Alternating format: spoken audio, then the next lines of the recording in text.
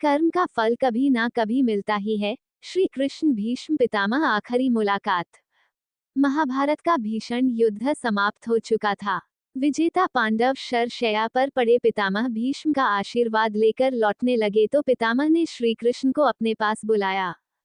कृष्ण पास आए तो भीष्म ने उनसे पूछा, मधुसूदन, मैं अपने किस कर्म की वजह से नुकीले तीरों से बनी इस शैया पर असह्य कष्ट भुगत रहा हूँ?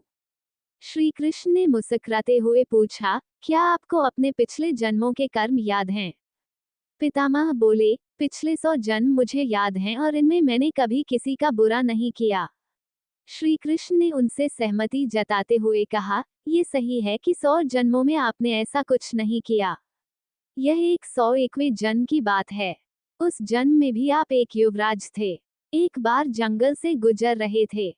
एक पेड़ के नीचे कुछ देर आराम करने के बाद आप चलने लगे तो ऊपर से एक करकेंटा कई पैरों वाला एक कीड़ा आपके घोड़े की गर्दन पर गिरा। आपने अपने तीर से उसे उठाकर पीछे की ओर फेंक दिया।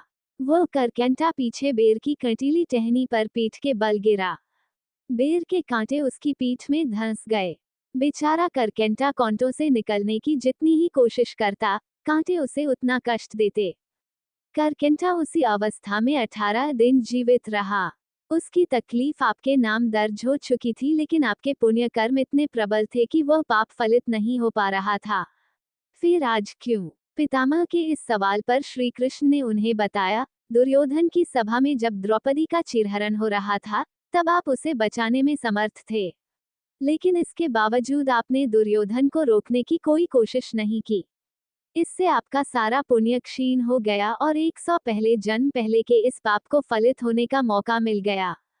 कर्म के फल कभी न कभी मिलते ही हैं।